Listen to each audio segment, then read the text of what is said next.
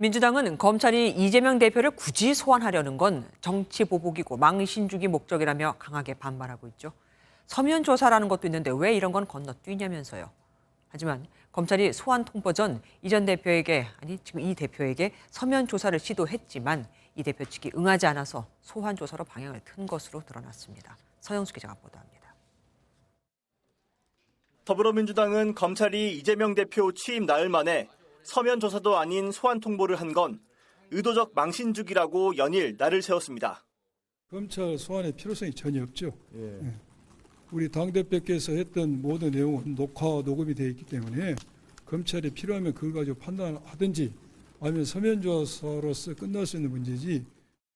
하지만 검찰이 소환 통보 전인 지난 8월 19일 서면 조사를 요청했지만 회신 기한까지 답을 받지 못한 것으로 확인됐습니다. 검찰은 공소시효가 오는 9일로 임박한 상황에서 이 대표 측에 의견 진술할 기회를 주기 위해 소환 조사로 방향을 바꾼 것으로 전해집니다. 현재 이 대표가 받고 있는 선거법 위반 혐의는 모두 3가지입니다. 지난해 12월 언론 인터뷰에서 대장동 개발 사업 핵심 관계자였던 고 김문기 전 성남도시개발공사 개발 1처장에 대해 시장 재직 때는 몰랐다고 허위 발언한 혐의를 받고 있습니다.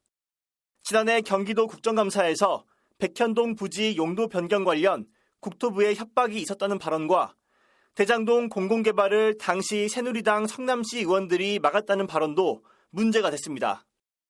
민주당은 국정감사 발언 관련 2건에 대해서는 서면 조사에 협조했고 나머지 1건에 대해서도 서면 조사를 준비 중에 검찰이 출석 요구를 한 것이라며 정치 보복이라고 주장했습니다. 법조계에서는 이 대표가 소환 조사에 응하지 않더라도 검찰이 혐의를 입증하는 데는 무리가 없을 것이란 관측이 우세합니다. MBN 뉴스 서영수입니다.